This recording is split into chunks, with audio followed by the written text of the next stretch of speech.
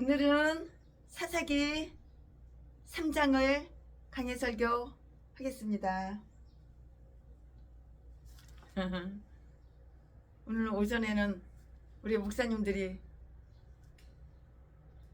미팅이 있어가지고 오늘은 오전에 목사님들과 미팅이 있고 그 다음에 오후에 이렇게 강해 설교를 조금 늦은 시간이지만 오후에 늦게 이렇게 강해 설교를 하게 됐습니다. 오늘은 사사기 3장. 오늘 사사기 3장에서 살펴볼 내용들이 있는데요. 그 사사기 3장에서 살펴볼 내용들은 다음과 같아요. 그러면 그 다음과 같은 그 내용들을 지금부터 최신애가 설명을 할 건데요. 이스라엘의 적에 대한 전반적인 이야기가 서두로 먼저 이렇게 언급이 되어 있어요. 그리고 그들이 이스라엘에 끼친 이 해에 대해서 이렇게 기록이 되어 있는데요. 이 말씀은 1절부터 7절까지. 오늘은 다 사사기 3장이에요. 절만 말씀드리고 장은 똑같으니까는 말씀 안 드려요. 1절부터 7절까지 있고요. 처음 새 사사에 의하여 행해진 용감한 공적들에 대한 그 구체적인 이야기들이 다 나오는데요. 그 이야기들을 지금부터 이제 말씀드릴 거예요. 이스라엘의 싸움을 위해서 하나님이 세우신 운니엘과 메소보다미아 왕의 탄압에 대한 이스라엘의 탄원이 있는데요. 이 말씀은 8절부터 11절까지 8절부터 11절까지 기록이 되어 있고요. 모압 족속의 손에서 이스라엘을 구원한 에훗, 그는 모압의 왕을 찔러서 죽였어요. 칼로 찔러서 모압 왕을 찔러서 죽였다고요. 이 말씀은 12절부터 30절까지 삼갈, 그는 블레셋 족속들과의 그 싸움에서 명성을 다 드러내었는데요. 이 말씀은 31절에 다 있는데 이 말씀을 지금부터 강의 설교를 할 거예요. 지금부터 설교 제목은 하나님을 잊은 이스라엘. 이스라엘이 하나님을 새카맣게 잊어버렸어. 마음이 없어. 생각에서 떠나버렸어. 잊어버렸어요. 지금부터 설교 제목은 하나님을 잊은 이스라엘. 지금부터 본문 말씀은 사사기 3장 1절부터 7절까지 7절까지. 1절, 여호와께서 가나안 전쟁을 알지 못한 이스라엘을 시험하려 하시며. 2절, 이스라엘 자손의 세대 중에 아직 전쟁을 알지 못하는 자에게 그것을 가르쳐 알게 하려 하사 남겨두신 열국은. 3절, 블레셋 5 방백과 가나안 모든 사람과 시돈 사람과 바알 헤르몬 산에서부터 하맛 어구까지 레바논 산에 거하는 히 사람이라. 4절, 남겨두신 이 열국으로 이스라엘을 시험하사 여호와께서 모세로 그들의 열조에게 명하신 명령들을 청중하나 알고자 하셨더라. 5절, 이스라엘 자손은 마침내 가나안 사람과 헷 사람과 아모리 사람과 브리스 사람과 히 사람과 여부스 사람 사이에 거하여. 6절, 그들의 딸들을 취하여 아내를 삼으며 자기 딸들을 그들의 아들에게 주며 또 그들의 신을 섬겼더라. 7절, 이스라엘 자손이 여호와 목전에 악을 행하여 자기들의 하나님 여호와를 잊어버리고 자기들이 하나님 여호와를 잊어버리고 바알들과 아세라들을 섬긴지라. 아멘. 이거 본문 말씀이에요. 이 본문 말씀 가지고 강해 설교를 할 거예요. 네, 우리는 여기에서 가나안의 옛 주민들이 남아 있었다는 사실을 다 볼 수가 있고 보게 돼요. 원주민들 중에는 연합된 부족을 유지하여 파괴되지 아니하고 남아있는 그 무리들이 있었어요. 이 말씀은 3절에 있는데요. 블레셋 5 방백인데요. 즉 아스돗, 가사, 아스글론, 가드, 그리고 에글론이었고요. 사무엘상 6장 17절에 있고요. 이 도성들 중에 셋은 부분적으로는 이스라엘에게 정복되었고요. 1절부터 18절까지 다 오늘 사사기 얘기하는 거예요.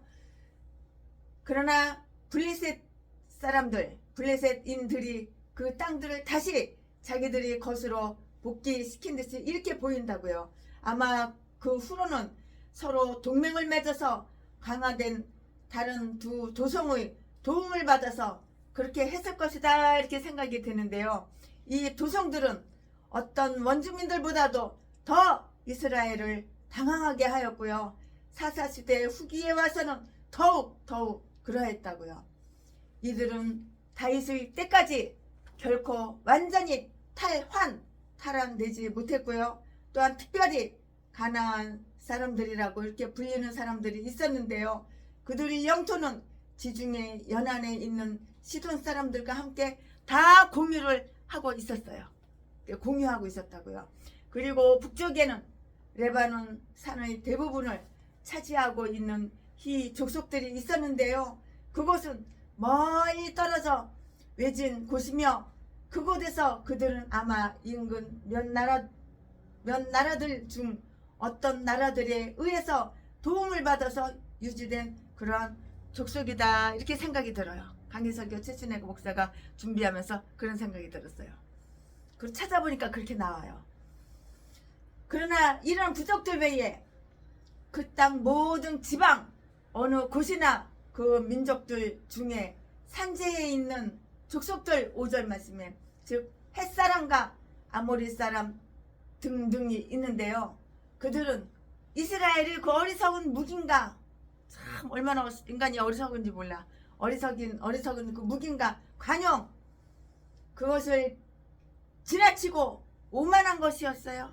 오바된다고요. 오바돼. 지나치고 오만하다고요. 오만한 것이었는데 이것으로 말미암아 이스라엘 자손들이 그들 가운데 이렇게 거하게 되었어요. 그 거하게 되었다는 그 말을 다 듣게 되었는데요. 이것은 마치 권리가 아직 가나안 사람들에게 있어서 이스라엘 사람들은 오히려 그들의 허락을 받아야 되는 단지 소장농의 작은 소장농에 지나지 않는 것처럼 이렇게 되었다고요. 이제 원주민들 중에 이들 나머지들에 관해서 한번 살펴보기를 할까요? 하나님이 그들을 남겨두신 것은 얼마나 현명한 일이었던가. 하나님께서 얼마나 지혜로우신 분인지 남겨두었어요. 하나님이 그들을 남겨두신 것은 얼마나 현명한 일이었던가. 최순에도 이번에 30톤짜리 99.9% 태국마크 있는 오리지널 금 30톤짜리의 목걸이 그거 50개 20톤짜리 팔찌 30개 그거 다 목사님들 나눠주고 또 몇몇 분 목사님들을 덜 나눠줘서 남겨놨어요. 그분들한테 연락이 오면 또 제가 이제 드릴 거예요. 이렇게 남겨줘야 되는 거예요. 이렇게 못 드리신 분은 이렇게 남겨드려야 되는 거예요. 하나님이 이스라엘을 올바르게 하시기 위해서 그들을 남겨두신 것은 앞장 마지막 부분에서 그것이 하나님의 공의로우신 행위라고 이렇게 언급되어 있는데요. 그러나 여기에서는 다른 해석이 첨가되어 있어요. 그것은 하나님의 지혜의 행위로 나타나 있는데요. 하나님은 이스라엘의 참된 이익을 위해서 그들을 남겨둔 것으로 이렇게 나타난다고요. 즉 그것은 가나안 전쟁을 알지 못한 그들이 전쟁을 알 수 있게 하기 위함이었는데요. 1절부터 2절 말씀에 이스라엘 백성이 전쟁에 단련되는 것이 하나님께서 바라시는 그 의도였다고요. 의도가 그렇다고요. 의도였다고요. 왜냐고요? 왜냐하면은 그들이 땅은 아주 심하게 아주 풍요하고 비옥해요. 땅도 땅 나름이에요. 농사가 잘 되는 땅이 있고 농사가 안 되는 땅이 있어요. 비옥한 땅이 있고 쓸모없는 땅이 있는데 이 땅은 아주 비옥한 땅이에요. 아주 땅이 참 이게 굉장히 이게 좋은 땅이에요. 그것은 하나님의 지혜의 행위로 나타나 있는데 하나님은 이스라엘의 참된 이익을 위해서 그들을 남겨둔 것으로 나타나는데요. 가나안 전쟁을 알지 못한 그들이 전쟁을 알 수 있게 하기 위함이었는데 1절부터 2절 말씀에 아주 그 땅이 그들이 그 땅은 심하게 풍요하고 비옥하고 모든 종류의 음식들이 때때로 고생을 알게 되지 않으면 극도의 사치와 유약성에 빠질 그런 위험이 아주 컸기 때문이라고요. 그들은 투사들까지도 무기를 너무 오래 쓰지 않으므로 부드럽고 섬세한 여인들과 같이 부드럽고 나약하게 되지 않기 위해서 항상 우유와 꿀만 대할 뿐만이 아니라 때로는 피의 고난도 맛보아야 했기 때문이라고요. 그러한 기질은 아주 위대하고요. 선한 모든 일을 파괴시키는 것이고요. 따라서 하나님의 모든 이스라엘 백성에게 불리한 것만을 추구하게 되고 마는 그러한 성질이라고요. 그것은 또한 그들이 나라는 수많은 원수들로 둘러싸여 있고요. 그래서 그들은 침략을 당하기가 아주 쉬웠기 때문이에요. 하나님의 산업이 문이 있는 매와 같았고요. 매들이 그를 애워쌌던 것인데요. 예레미야 12장 9절 말씀에 그러므로 그들은 그들의 변방에 침략이 있을 때 잘 막아내어 하나님이 약속해 주신 영토를 확장할 수 있게 잘 훈련될 그런 필요가 있었어요. 그럴 필요가 있었다고요. 전술은 체험을 통해서 가장 잘 습득이 되는 법이에요. 최순애 목사 강해 설교가 조금 어려울 때도 있어요. 잘 들어봐야 돼요. 말 속에 말이 들어가 있어요. 잘 한 번 들어서 이해가 안 가면은 두 번, 세 번 들으면은 이해가 가실 거예요. 그러므로 그들은 그들이 변방에 침략이 있을 때 잘 막아내어 하나님이 약속해 주신 영토를 확장할 수 있게 잘 훈련될 필요가 있었다고요. 전술은 체험을 통해서 가장 잘 습득이 되는 법이에요. 전술은 체험을 통해서 가장 잘 습득이 된다고요. 습득이 되는 법이라고요. 즉 이 체험이란 사람들로 하여금 군사적인 훈련에 숙달되게 하는 것뿐만이 아니고요. 그에 못지않게 필요한 것은 군사적인 기질로 그들의 그 정신을 아주 고치하는 것이고요.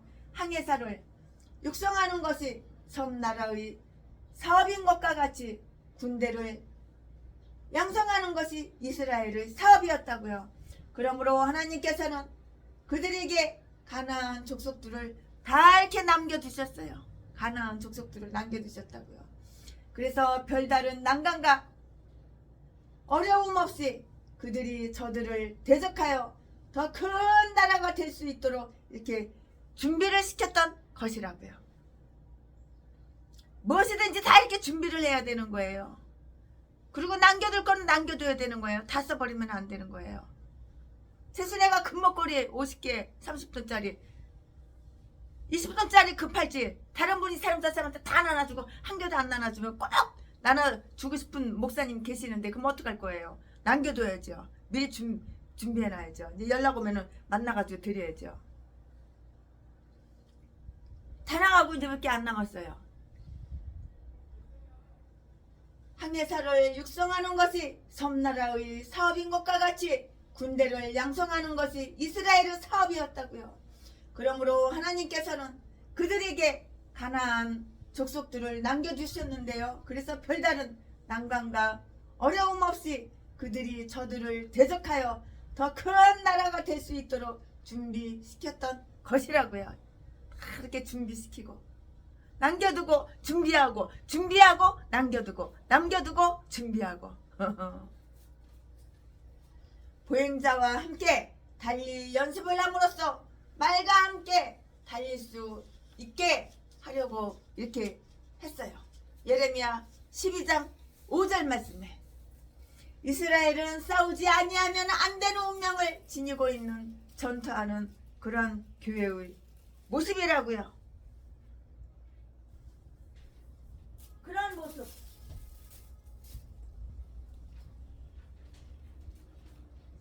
그리스도의 군병들은 고난을 견뎌야만 해요. 디모데후서 2장 3절 말씀에. 그래서 훌륭한 그리스도인 심중의 마음속에 심중에 조차도 타락성이 남아 있는 것이라고요. 그럼으로써 그들은 하나님의 전신갑주를 입게 되고요. 전술을 익히며 계속적으로 끊임없이 자신들을 방어하게 되는 법인 것이에요. 이스라엘 자손의 세대 중에 아직 전쟁을 알지 못하는 자에게 그것을 가르쳐 알게 하사라는 그 본문 2절 말씀에 대해서는 다른 의미를 제공해주고 있어요. 즉 그들 자신이 살아남기 위해서 무엇을 해야 하는지를 알아야 했다는 것이고요. 그들이 열전은 하나님의 능력으로 싸웠고요. 하나님은 전쟁을 하도록 그들의 손들을 가르치셨고요. 싸울 수 있도록 그들의 손가락을 훈련시켰다고요. 그러나 그들은 하나님의 은총을 다 잃어버리고 말았으므로 이제 하나님은 그들도 다른 사람과 마찬가지의 방법으로 싸우는 방법을 배우게 하신 거예요. 싸우는 방법을 알아야지만 싸워가지고 이기는 거야. 싸우는 방법을 모르면은 싸우면은 지는 거예요. 지어요. 싸워서 지려면 뭐 하려고 싸워요? 싸울 필요가 없죠. 이스라엘은 얼마나 사악하게 가나안 족속의 남은 자들과 혼합되었던가. 하나님이 그들에게 남겨두신 자들에게서 의도하신 일은 이스라엘을 시험하는 것이었어요. 이스라엘을 시험하는 것이었다고요. 4절 말씀에 즉 이스라엘의 하나님께 성실한 자들이 자기들을 우상 숭배로 이끄는 가나안 족속들의 유혹을 이기는 영광을 차지하기 위함이고요. 어리석고 불성실한 자들이 다 드러나게 하여서 그러한 유혹에 굴복한 자들에게는 수치를 당하게 하기 위함이라고요. 이와 같이 교회 안에도 반드시 이단이 있게 마련이에요. 교회 안에도 이단이 있어요. 사이비가 있어요. 그러므로 너희 중에 편당이 있어야 너희 중에 옳다 인정함을 받은 자들이 나타나게 되리라. 고린도전서 11장 19절에 기록이 되어 있죠. 이 시험의 결과 이스라엘은 악하다는 것이 다 드러났어요. 그 악한 인간 아무리 숨기고 감추고 덮고 숨기고 감춰도 그 악이 다 드러나는 거야. 저 인간은 악한 인간이야. 저 인간은 사악한 인간이야. 상종을 하지 말아야 돼. 다 드러나는 거예요. 아무리 숨기고 감춰도요. 이 시험의 결과 이스라엘은 악하다는 것이 다 드러났잖아요. 그들은 가나안 사람들과 혼인하면 저들이 영예나 재산의 이득을 볼 것이 없음에도 불구하고 그들과 통혼했는데요. 통혼 6절 말씀에 그들이 이러한 혼인으로 말미암아 그들의 혈통을 더 순수하게 하는 대신 더럽혔을 뿐만이 아니라 결혼하지 말아야 될 사람과 결혼하니까는 이렇게 더럽혀진 거라고요. 그 혈통이 더럽혀졌다고요. 그들이 혈통을 더 순수하게 하는 대신 더럽혔을 뿐이며 그들이 재산도 증가시키는 대신 줄어드는 결과를 초래했을 뿐이에요. 그러니까 재산이 자꾸 증가되고 더 많아지는 것이 아니라 재산이 더 축소되고 더 쪼그라들고 재산이 완전히 줄어들어 버렸어. 반의 반토막 났어. 그랬을 뿐이라고요. 또한 그들과 더불어 우상 숭배도 하게 되었어요. 그들과 더불어서 그들은 우상 숭배도 하게 되었다고요. 그들이 신들 6절 말씀에 바알과 아세라들 7절 말씀에 다 나오는데요. 바알과 아세라를 섬겼다고. 이렇게 망할 짓을 하니까 망하는 거야. 이러니까 재산이 쪼그라들지. 이러니까 재산이 줄어들지. 나중에 이제 깡통 차야 돼. 그지 돼가지고. 그들이 예배드린 형상들이란 일종의 자연 그대로 있는 신단인 통나무에 새긴 상들이었다고요. 상들이었다고요. 이와 같이 불균형적인 양립에 있어서는 썩은 사과와 신선한 사과가 같이 놓여 있을 때처럼 좋은 것이 나쁜 것을 개선하기를 희망하기보다는 나쁜 것이 선한 것을 부패시키기가 훨씬 더 쉽다는 것이 타당한 생각이에요. 그들이 다른 신들을 섬기게 되었을 때는 그들의 여호와 하나님은 잊어버렸던 거예요. 여호와 하나님을 잊어버린 거야. 하나님 버리고 다른 신 섬겼잖아.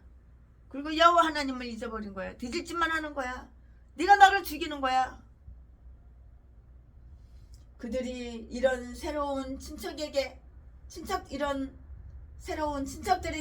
만족하게 되자 그들은 바알과 아세라 이외에는 관심이 없었으며, 그렇게 함으로써 그들은 참되신 하나님에 대한 기억을 상실하게 되고요. 그분이 어떤 존재인가에 대해서와 그들이 그분 아래서 어떤 의무를 이행해야 될까에 대해서도 모두 다 잊어버려 망각하게 되었던 것이라고요. 왜냐하면 보이지 아니하는 그 관심도 없어지게 되기 때문이고요. 즉 여기에서 세상의 모든 악이 시작이 되는 거예요. 시작이 된다고요. 그들은 그들의 여호와 하나님을 잊어버렸기 때문에 새카맣게 여호와 하나님을 그들은 다 잊어버렸다고. 여호와 하나님을 잊어버렸기 때문에 그들이 길을 망했어 다 그르쳤던 것이라고.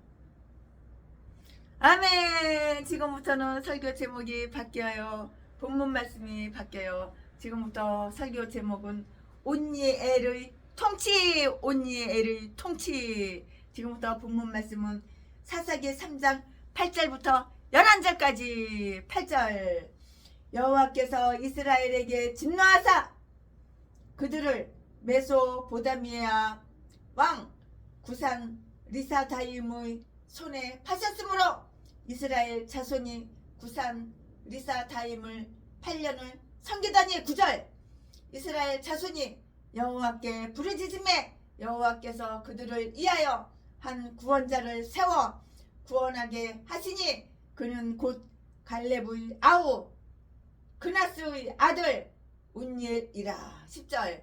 여호와의 신이 그에게 임하셨으므로 그가 이스라엘 사사가 되어 나아가서 싸울 때에 여호와께서 메소보다미아 왕 구산 리사다임을 그 손에 붙이심에 운니엘의 손이 구산 리사다임을 이기니라. 11절. 그 땅이 태평한 지 40년에 그나스의 아들 운니엘이 죽었더라. 아멘. 이 말씀 본문 말씀인데요. 이 본문 말씀 가지고 또 강의 설교 이어서 쭉쭉쭉쭉 하겠습니다. 네, 우리는 이제 사사들이 그 개별적인 그 통치에 대한 기록을 다 읽게 돼요. 다 읽게 된다고요. 그 중에 처음이 운니엘에 관한 것인데요. 그 이야기는 여호수아의 이야기와 다 쭉쭉쭉쭉 이렇게 연결이 되어 있어요. 운니엘은 여호수아 시대에 이미 그 명성을 드러내었고요. 이것으로 미루어 볼 때 이 이야기는 그들이 순결성이 타락되었고요. 그 결과로서 그들이 평화가 깨어지기 이전 이스라엘을 가나안에 정착한 직후에 일어난 일로 이렇게 다 볼 수가 있어요. 신성한 연대기를 연구하는데 그 고심만 해보면은요, 일반적으로 단 지파의 우상 숭배 그리고 레위 지파가 첩을 학대한 일 때문에 베냐민 지파와 싸우고요. 이것은 맨 끝에서 이렇게 언급되어 있기는 하는데요. 운니엘의 통치 시대나 혹은 이전에 일어난 사건이라는 데에 동의를 하고 있어요. 운니엘은 사사이긴 했지만 백성들이 자기들이 생각에 옳은 것을 행치 못하도록 막는 일을 하는 그러한 왕과 똑같지는 않았어요. 좀 달라요. 운니엘의 통치에 대한 이 짧은 서술에서 우리는 다음과 같은 내용을 볼 수가 있는데요. 그러면 그 다음과 같은 내용이 뭐냐? 그 서술한 그 다음과 같은 내용이 무엇이냐? 이제부터 또 최신혜가 다음과 같은 내용을 설명해 드릴 거예요. 이스라엘이 그들의 죄로 인하여 당한 고통, 죄를 지으니까 고통을 받는 거야. 어느 교회는 평안한데 어느 교회는 왜 고통을 받을까? 어느 가정은 평안한데 어느 가정은 왜 고통을 받을까? 어느 나라는 평안한데 어느 나라는 왜 고통을 받을까? 죄를 지으니까 범죄 저지르고 범죄 사실 숨기고 감추고 덮어. 회개는 절대 안 해. 오만불수라고. 회개하라 그러면은 하나님께서 회개하라 그러면은 나는 회개할 거 하나도 없어. 하나님보다 예수님보다 인생도 깨끗하게 살았어. 전라도 제비새끼. 아가리 이렇게 개소리 치저드니까는 벌 받는 거야. 뒤질 일만 생기는 거야. 운니엘은 여호수아 시대에 이미 그의 명성을 다 드러냈고요. 이것으로 미뤄볼 때 이 이야기는 그들의 순결성이 타락되어서 그 결과로서 그들의 평화가 다 깨어지고 신성한 연대기 일반적으로 단지파의 우상숭배 그리고 레위 지파가 첩을 학대한 일 때문에 베냐민 지파와 싸움 이것은 다 죄를 졌기 때문에 이렇게 운니엘은 사사이긴 했지만 백성들이 자기들이 생각에 옳은 것을 행치 못하도록 막는 그런 왕과 같지는 않았어요. 운니엘의 통치에 대한 짧은 그 내용을 한번 보면은요. 이스라엘이 그들의 네 죄로 인하여 네가 고통을 당한다고. 네가 고통당하기 싫어? 그럼 죄를 짓지 말았어야지. 행복하게 기쁘게 즐겁게 풍요롭게 그렇게 살고 싶어? 기도하는 것마다 다 응답받고 싶어? 그럼 죄를 짓지 말았어야지. 이 고통에서 빨리 헤어나가고 싶어? 행복하고 기쁘고 즐겁고 꽃길만 걷고 싶어? 내 인생 꽃길만 걷고 싶어? 그러면 죄를 짓지 말았어야지. 이 고통 싫어? 그러면 죄를 짓지 말았어야지. 죄를 지니까 고통이 너와 함께 하는 거야.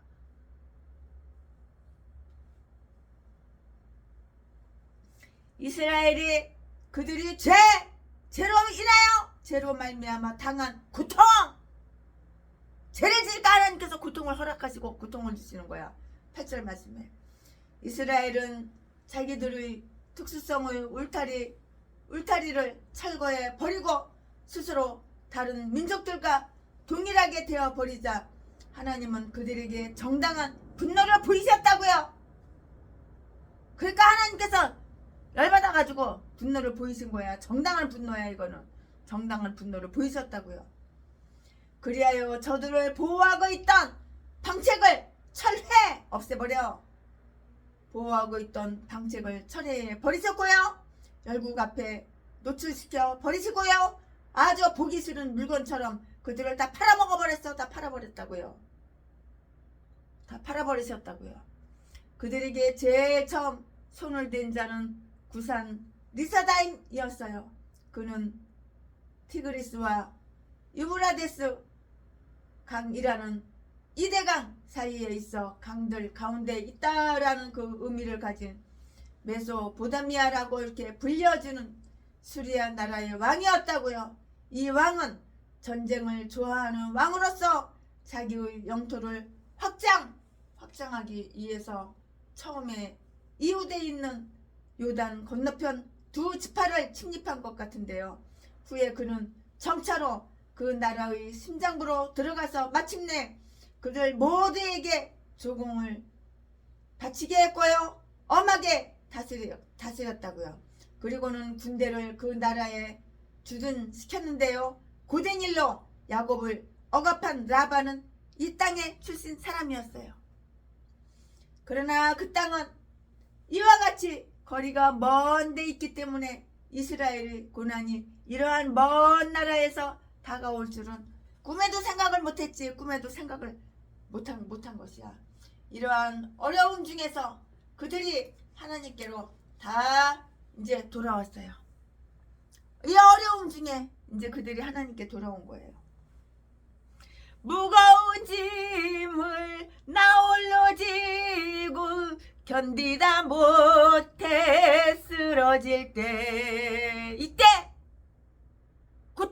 고통의 어깨에 짊어진 그 고통을 내려놓고 싶어서 하나님께 이제 돌아오는 거야. 이러한 어려움 중에서 그들이 하나님께로 돌아왔는데요, 그 하나님, 그들을 치시니, 하나님께서 그들을 치시니 그들은 이전 경홀히 여기던 그를 찾았다고요. 이스라엘 자손들 곧 민족 전체가 여호와께 부르짖었다고요. 9절 말씀에 처음에는 그들이 고통이 심하지가 않았어요.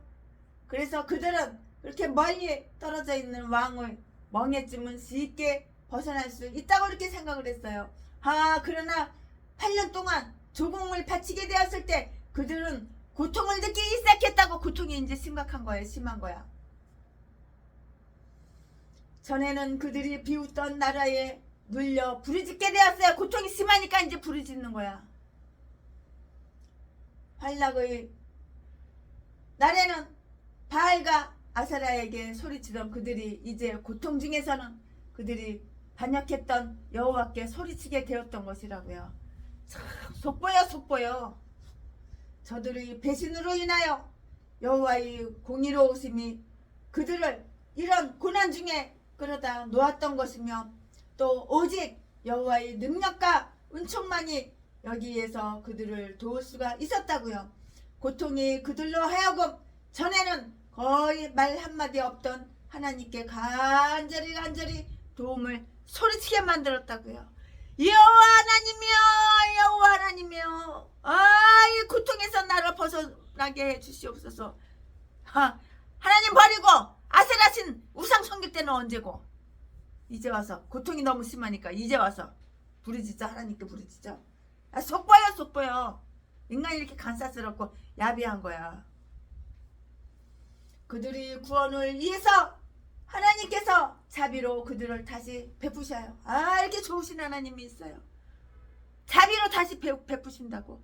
우리 하나님은 아무리 악인이고 독사라도 회개하면 용서를 해주시고 자비를 베푸시는 이렇게 좋으신 하나님이야.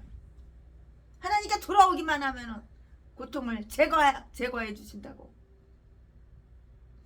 그러면은 다음에 그 사실을 한번 또 감찰해 볼 건데요. 그 다음에 사실이 뭐냐? 구원자는 누구였나? 그 구원자가 바로 누구였어? 구원자는 누구였나? 그 구원자, 그는 운니엘이었어요. 운니엘. 그는 갈렙의 딸과 결혼했어요.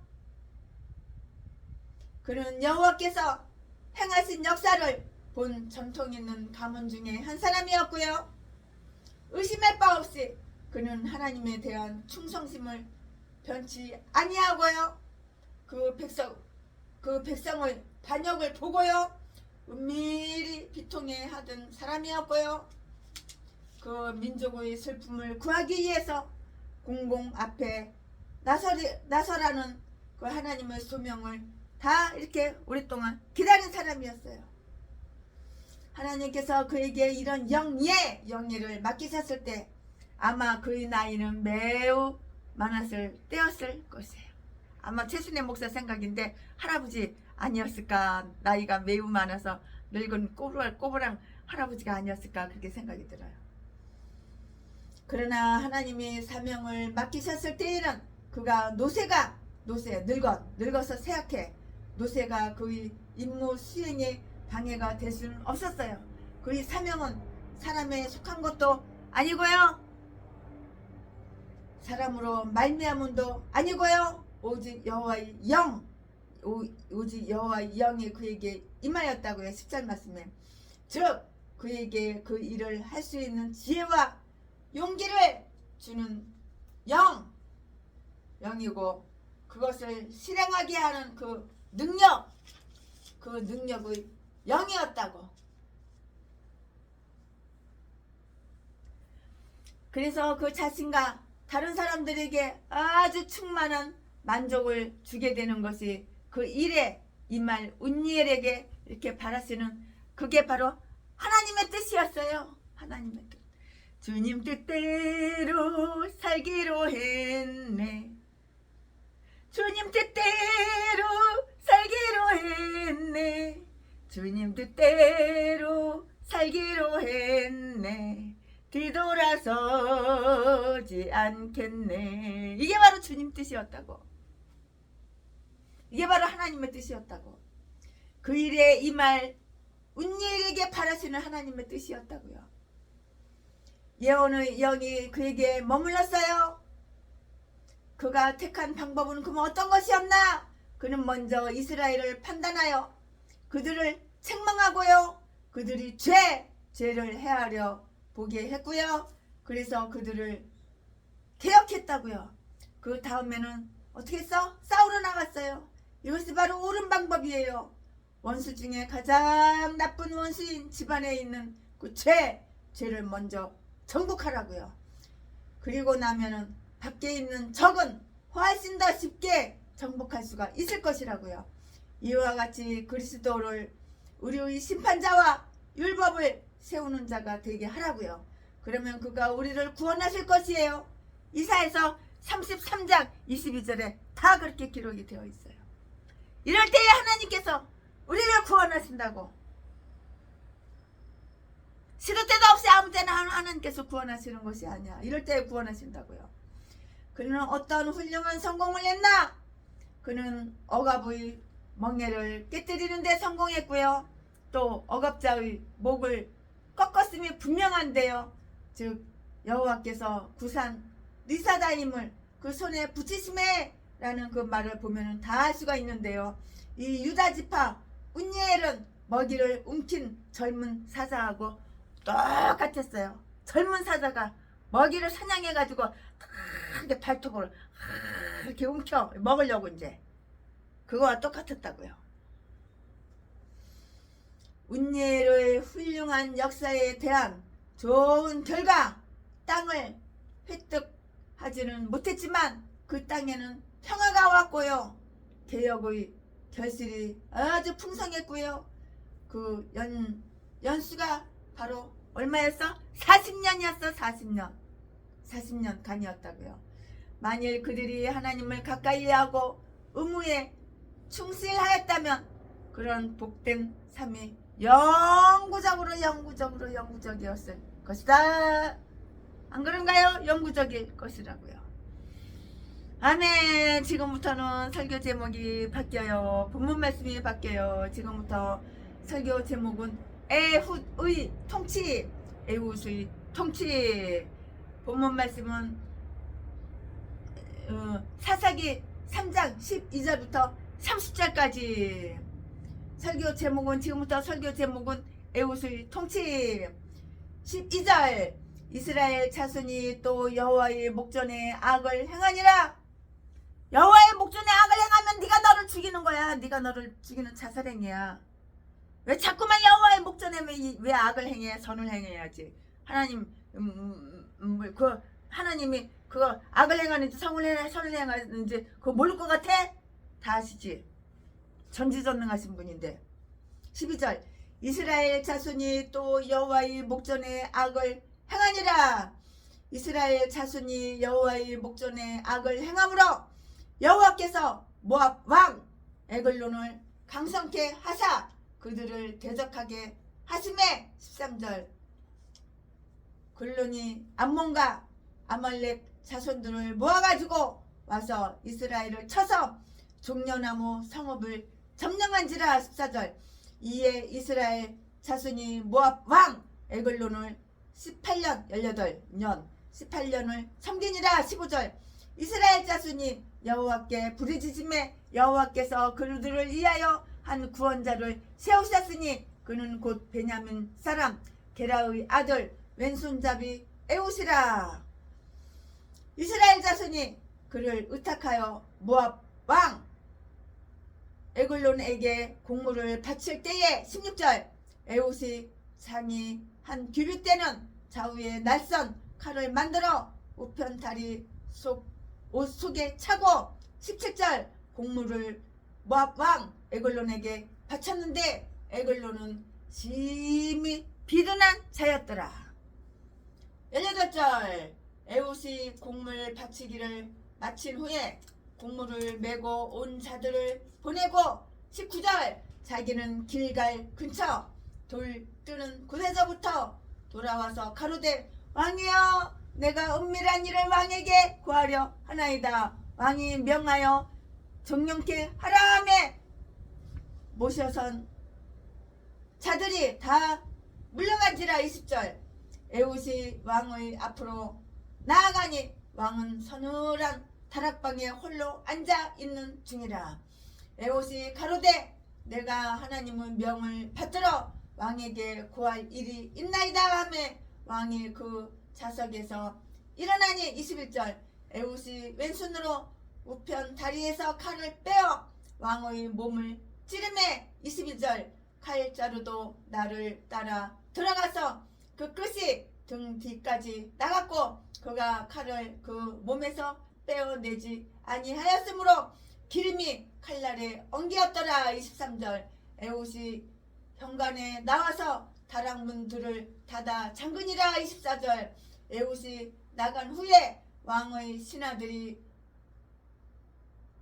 와서 다락문이 잠겼음을 보고 가로되 왕의 필연 다락방에서 발을 가리우신다 하고. 25절 그들이 오래 기다려도 왕이 다락문을 열지 아니하는지라 열쇠를 취하여 열고 본즉 자기 주가 이미 죽어 땅에 엎드려졌더라. 26절 그들의 기다리는 동안에 에훗이 피하여 돌 뜨는 곳을 지나 스이라로 도망하니라. 27절 그가 이르러서는 에브라임 산지에서 나팔을 불매 이스라엘 자손이 산지에서 그를 따라 내려오니 에훗이 앞서 가며. 28절 무리에게 이르되 나를 따르라. 여호와께서 너희 대적 모압 사람을 너희 손에 붙이셨느니라 하매 무리가 에훗을 따라 내려가서 모압 맞은편 요단강 나루를 잡아 지켜 한 사람도 건너지 못하게 하였고. 29절 그때에 모압 사람 1만 명 가량을 죽였으니 다 역사요 용사라 한 사람도 피하지 못하였더라. 30절 그날에 모압 사람이 이스라엘의 수하에 항복하매 그 땅이 80년 동안 태평하였더라. 아멘. 이거 본문 말씀이에요. 이 본문 말씀 가지고 또 강의 설교 이어서 쭉쭉쭉쭉 이어서 하겠습니다. 네, 사사들의 업적을 말해주는 본서 사사기에 나오는 그 다음 사사는 에훗이에요. 에훗. 여기에서 그러면은 그의 활동을 한번 살펴볼까요? 이스라엘이 다시 죄를 범하자 하나님은 새로운 압제자를 세우셨는데요. 12절부터 14절 말씀에 그들이 그렇게나 오랜 동안 이전의 그 죄 때문에 고통을 당하였고요.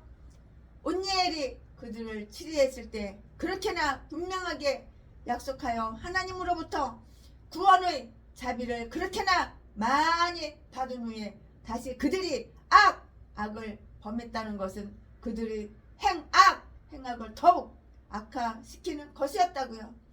이 모든 일을 겪은 후에 또다시 하나님의 계명을 어기다니 방부제와 진정제로 치료하는 모든 치료 방법에도 불구하고 아주 집요하게 붙어 살아있는 질병이 있었는가? 그것은 없는 것은 아니고 있는 것으로 이렇게 생각이 돼요. 분명히 있었지요. 아마 그들은 그들이 압제자에게서 위험에 처한 일은 없었고요. 또한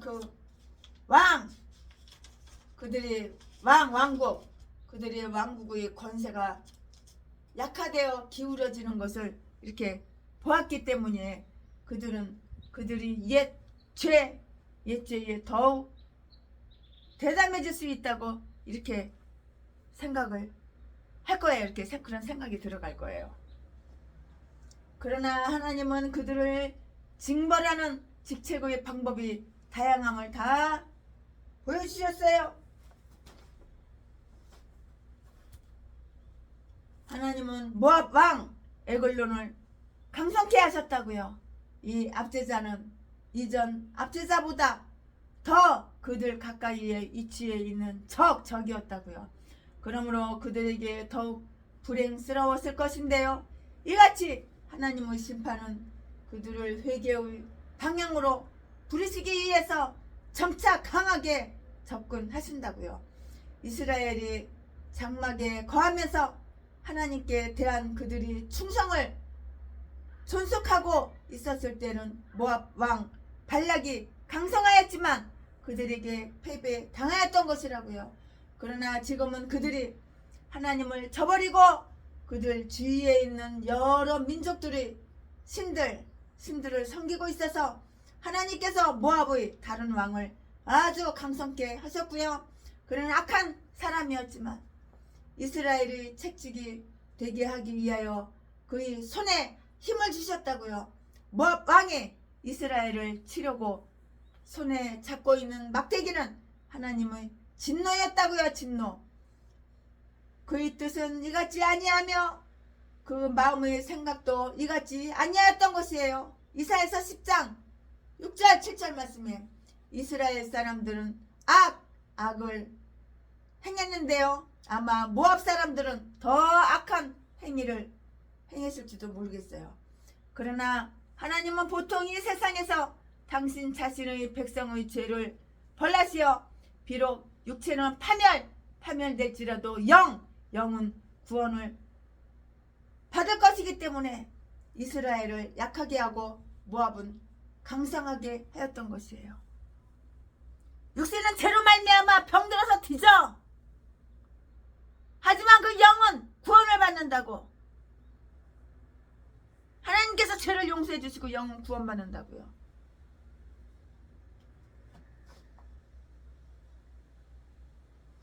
이스라엘을 약하게 하고 모압은 강성하였던 것이에요. 육체는 자신의 백성의 죄를 벌하셔서 죄를 지니까 하나님께서 벌을 내리시는 거야. 이렇게 육체는 뒤지는 거야. 하지만 영은 하나님 구원하신다고. 이렇게 좋으신 하나님이야. 얼마나 악한 행위를 많이 했는지. 하나님께서 육체는 처벌했어. 그러니까 육체가 병이 드는 거야. 뒤집병이 드는 거야. 그러나 그 영을 구원하셔서 지옥에 안 보내고 천국 가게 그렇게 인도했다. 구원한 거야. 이스라엘 사람들은 악을 행했는데 모압 사람들은 더 악한 행위를 했는데 그러나 하나님은 보통 이 세상에서 하나님 자신을 백성을 죄를 너무 많이 지니까 죄를 벌하셔서 비록 육체는 파멸됐으니까 뒤지는 거야. 육체는 파멸됐을지라도 영은 구원받을 것이기 때문에 이스라엘을 약하게 하고 모압은 강성하였던 것이라고요. 왜 이스라엘을 약하게 하고 모압은 강성하였을까? 지금 설명해 드렸지요. 그 이유를. 육체는 파멸될지라도 영은 구원을 받을 것이기 때문에 이스라엘을 약하게 하고 모압은 강성하였던 것이라고요. 이스라엘이 강자가 되었을 때에도 모압 사람들이 비록 우상 숭배자들이었지만 하나님은 이스라엘로 하여금 모압 사람들을 괴롭히라고 허용하지 않았어요. 신명기 2장 9절 말씀에.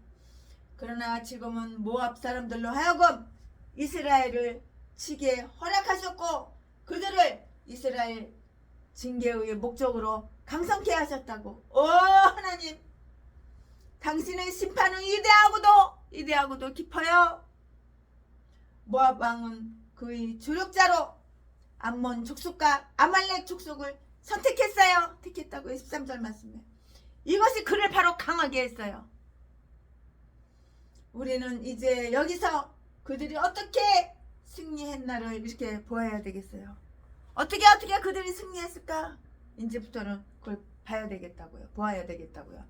암몬 족속과 아말렉 족속은 들에서 저들을 쳤어요. 그들이 와서 이스라엘을 쳤다라고 말을 했는데요. 13절 말씀에 먼저 정착해 있던 요단강 그 건너편의 지파들, 이들은 여리고가 국경을 똑같이 해. 국경을 똑같이 했다고요.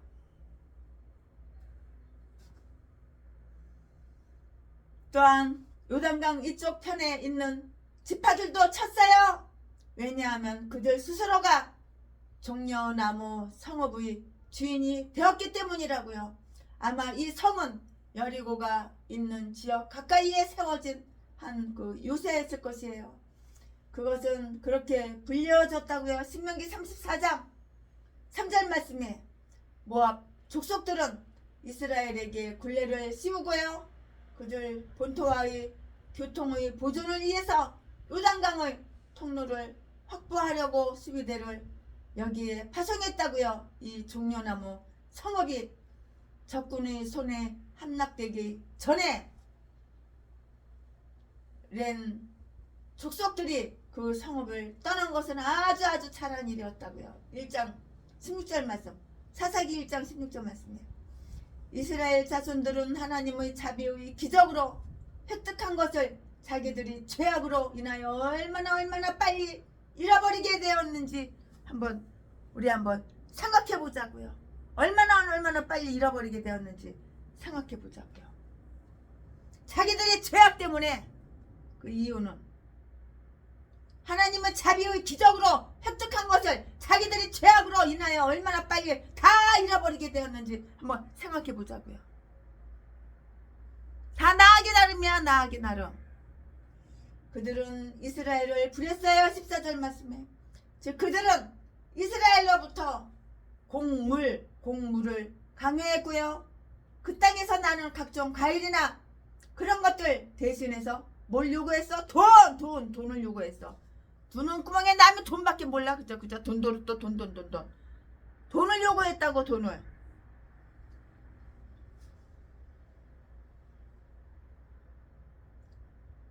그러므로 그냥 돈밖에 몰랐냐. 두는 구멍에. 이스라엘은 하나님에 대한 봉사를 무시하여 하나님께 헌물을 드리지 않았어요. 그러므로 하나님은 저들이 바알에게 드린 포도주와 기름, 은과 금을 저들에게 배상케 하신 것이라고요. 호세아서 2장 8절에 다 기록이 되어 있으니까 한번 참조해 보시기 바랍니다. 하나님의 은혜에 보답하여 마땅히 드려져야 할 것이 하나님께 바쳐지지 않으면 그것은 차압되어 하나님의 공의에 따라서 지불된다고요. 먼저 번의 예속은 불과 8년만 계속되었지만 8절 말씀에 후자의 예속은 18년간이었는데요. 왜냐하면 보다 작은 교회가 효과가 나타나지 아니하면 하나님은 더 큰 고통을 보내시기 때문이라고요. 교회 세워놓기만 하면 뭐해? 열심히 전도를 해야지. 복음을 전해야지. 하나님 뜻대로 하나님 말씀대로 살아야지.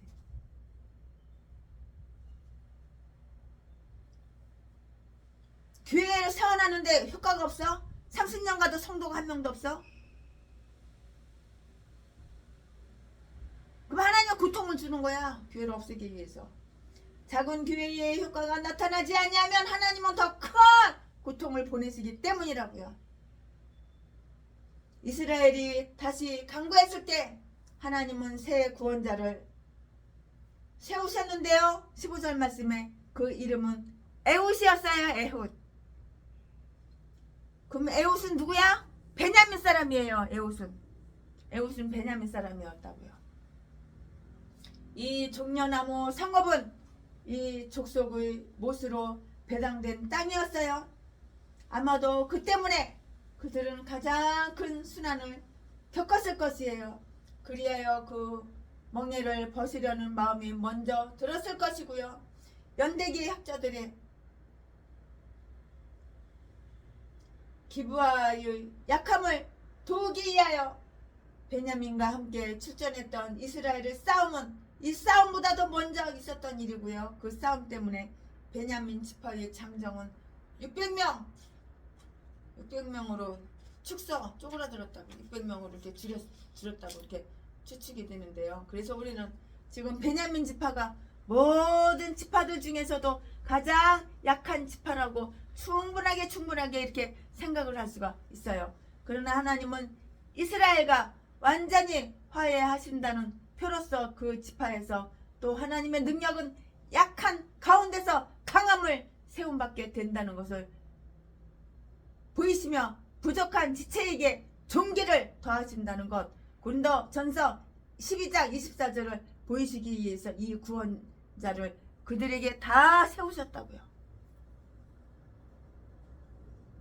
그런 손이 왼손잡이였어요. 오른손잡이가 아니야. 왼손잡이였어요. 베냐민 지파에는 많은 사람들이 왼손잡이였던 것처럼 이렇게 보이는데요. 20장 사사기 20장 16절 말씀에 베냐민이란 오른손의 아들이란 그 의미를 가지고 있고요. 그런데도 그들 중 다수가 왼손잡이였어요. 참 왼손잡이가 많았어요. 사람들의 본성이 항상 그들이 이름과 일치하는 것은 아닌데요. 그는 양손잡이, 즉 양손을 똑같이 쓸 수 있는 사람이라고 이렇게 말하고 있는데요. 이것은 그가 소명받은 일에 이점이 되었을 것으로 이렇게 생각이 돼요. 그러나 히브리 역본에는 그의 오른손은 불능이었다고 이렇게 해요.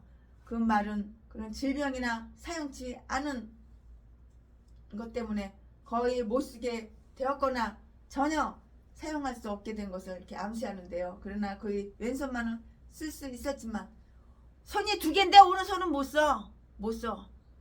왼손만 쓰는 거예요. 이게 고장이 났어. 이건 튼튼하고.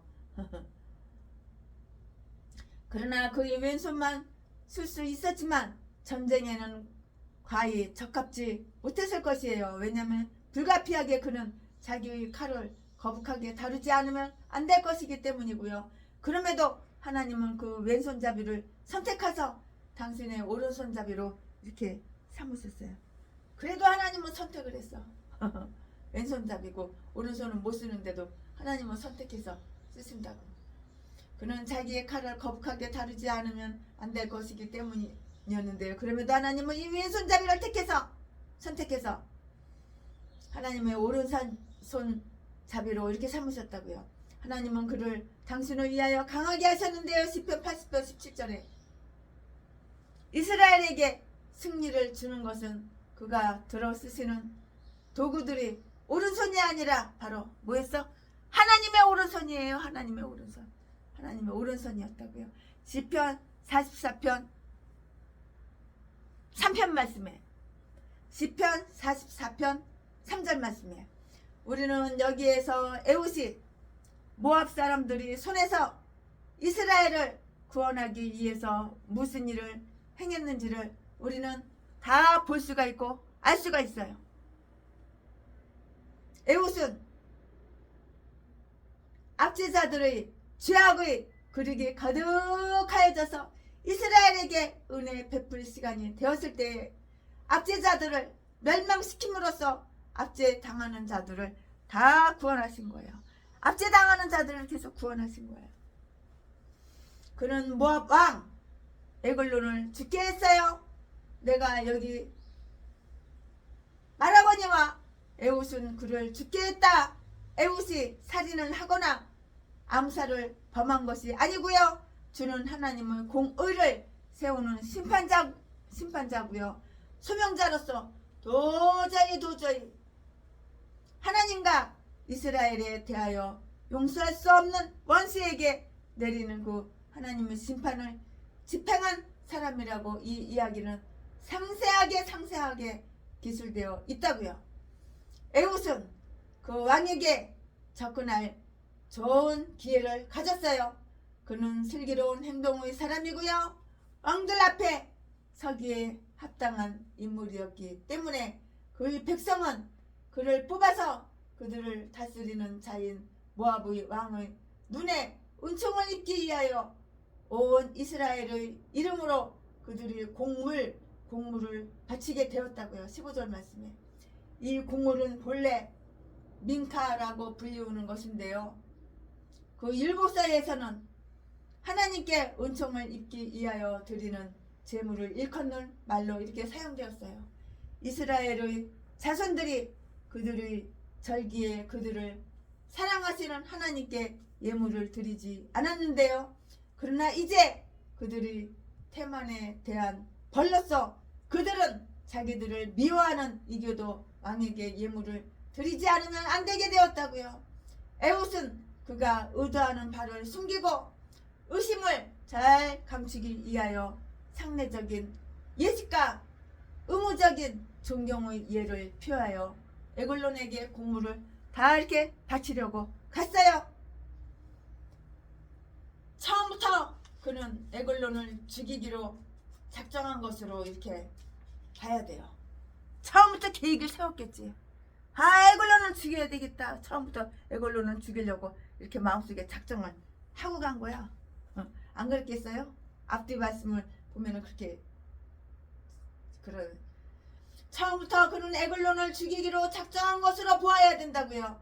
즉 하나님이 그의 심중에 그 일을 심어주셨고 그 일이 하나님 자신으로부터 온 것이며 그에게 임한 하나님의 영으로 말미암은 거짓을 그에게 알게 하신 것으로 이렇게 보아야 할 것이에요. 그래서 그는 그러한 계획의 합법성과 성공에 대해서 충분한 확신으로 나아갔다고요. 그러나 그 두 문제는 그로서는 충분히 의혹을 품을 수도 있었을 것이었어요. 만일 그가 하나님이 그것을 하라고 명하신 것이라고 확신했다면 그는 그 일을 해도 가하다는 것과 또 마땅히 그 일을 해야 함을 확신했을 것이에요. 하나님의 명령은 우리의 양심을 거스리거나 세상 사람의 의견을 거슬러서도 능히 우리에게 일을 맡기거나 중지시키기 때문이라고요. 총을 꽂는 대검 길이 만한 반야드 정도의 길이인 단검을 만든 그 준비 행위에서 나타난다고요. 이 칼은 옷 속에 용이 숨길 수 있었고요. 16절 말씀에 아마도 왕 앞에 나갈 때는 칼을 차고는 갈 수 없었을 것이고요. 그는 이 칼을 그의 왼쪽 손으로 빼기 쉽고 또 발각될 염려도 없게 하기 위해서 그의 오른쪽 허벅지에다가 칼을 딱 숨겼어. 칼을 차가지고 숨긴 거야. 오른쪽 허벅지에다가 칼을 딱 숨긴 거야. 그는 그와 단둘이 있을 수 있는 방법을 고안했어요. 그는 친밀히 주도록 했을 뿐만 아니라 선물과 그에게 나타낸 경의로 그에게 환심도 샀어요. 아유 참, 칼을 오른쪽 허벅지에 착대니까는 최신애가 옛날에 생각이 나네. 우리 집사님이 1억 3천만 원을 같은 회사에 다니는 그 회사 식당에서 일하는 아줌마가 1억 3천만 원 빌려달라고 그래가지고 돈이 아주 급하다고 빌려달라고 그래가지고 빌려줬어요. 근데 1년이 가도 2년이 가도 안 갚는 거예요. 그래가지고 최순애가 갔어요. 새벽 3시에 갔어요. 내 종아리에다가 칼을 차고 갔어요. 칼을 갈아가지고. 진짜 찔러서 죽일 마음은 없었고 겁만 주려고. 그래서 갔더니 새벽 3시에 문을 두드리는데 문을 안 열어주는 거예요. 그래가지고 구두발로다가 문을 갖다 꽉 새벽 3시에 찼더니 놀래가지고 나와가지고 문을 열어줘요. 근데 거기 난로가 있었어요. 연탄난로에 들통이 있는데 들통에 물을 가득 채워가지고 물을 팔팔팔팔 끓는 거예요. 그래가지고 최순애가 발길다가 확 걷어 차버렸어요. 그러니까 그 뜨거운 물이 확 쏟아졌잖아요. 그 여자 화상 입을까봐 그 여자 반대 방향으로 쏟았어요. 너 이거 1억 3천만 원 이거 갚을 거야 안 갚을 거야? 채용서 당장 써. 안 갚으면은 내가 너 지금 끌고 가가지고 산에다가 부사까지 보여줬거든요. 산에다 땅 파가지고 너 묻어버릴 거야. 그랬더니 채용서를 썼어요. 그리고 그 다음에 며칠 있다가 당장 1억 3천만 원 갖다가 우리 집사님한테 갚았어요. 그랬더니 우리 집사님이 그 돈은 이미 뜯긴 최순애 목사님 그 돈은 이미 뜯긴 돈이에요. 그 돈은 없는 셈 치고 그냥 제가 하나님께 헌금하겠습니다. 1억 3천만 원을 고스란히 우리에게 헌금을 다쳐버렸어. 아유 그 생각이 나네. 좀 창피하고 부끄럽고 그때는 왜 그랬는지 몰라. 아유 그때 왜 이렇게 최순애가 깡따구가 세고 왜 이렇게 악랄했는지 몰라. 최순애가 학기도 초단, 태권도 초단 운동을 했거든요. 그랬더니 좀 겁을 줬거든요. 제가 거기서 다 찢어진 청바지 입고 가가지고 칼을 숨기고 가가지고 칼을 갖다가 내가 떼가지고 보여줬거든요. 목에다가 목 쑤시지는 않았어요. 제가 칼로다가 목을 쑤시지는 않고 목 앞에 목에다가 대기만 했지요. 팍 쑤셔가지고 너 죽여가지고 헉석에다 묻는다고 그랬더니 진짜인 줄 알고 나를 겁주려고 그런 건데 진짜인 줄 알고 며칠 안으로 1억 3천만 원 다 갚았어요. 돈이 없어서 안 갚는 게 아니야. 남의 돈 빌렸으면 돈이 없어서 안 갚는 게 아니야. 그러나 전라도 박씨, 전라도 진도 박씨 개참년, 나한테 3억 빌려간 개참년은 칼로 찔러도 돈 안 나와. 돈 하나도 없어 그지야. 그러니까 아예 돈 달란 소리 따네. 나만 보면 슬금슬금 피하고. 그는 그와 단둘이 있을 수 있는 방법을 고안했다고요. 그는 아유 별 쓸데없는 소리 말 다 하네. 이 설교를 하다 보니까는 그 생각이 나가지고 칼을 갖다 허벅지에 차고 갔 그 설교가 그 생각이 나가서 아유 죄송합니다. 쓸데없는 소리 해서. 그는 그와 단둘이 있을 수 있는 방법을 고안했어요. 그는 친밀해지도록 했을 뿐만이 아니라 선물과 그에게 나타낸 경의로 그에게 환심도 샀어요. 그가 음모를 실천한 방법을 한번 관찰해 볼까요? 첫째로 그는 함께한 동료들에게까지 자기의 계획을 다 숨겼어. 꼭꼭 숨어라 머리카락 보인다 다 심었다고. 싹 숨기는 거야. 함께한 동료들에게까지도 자기의 계획을 다 숨기고 그가 마치 모압 왕 궁정에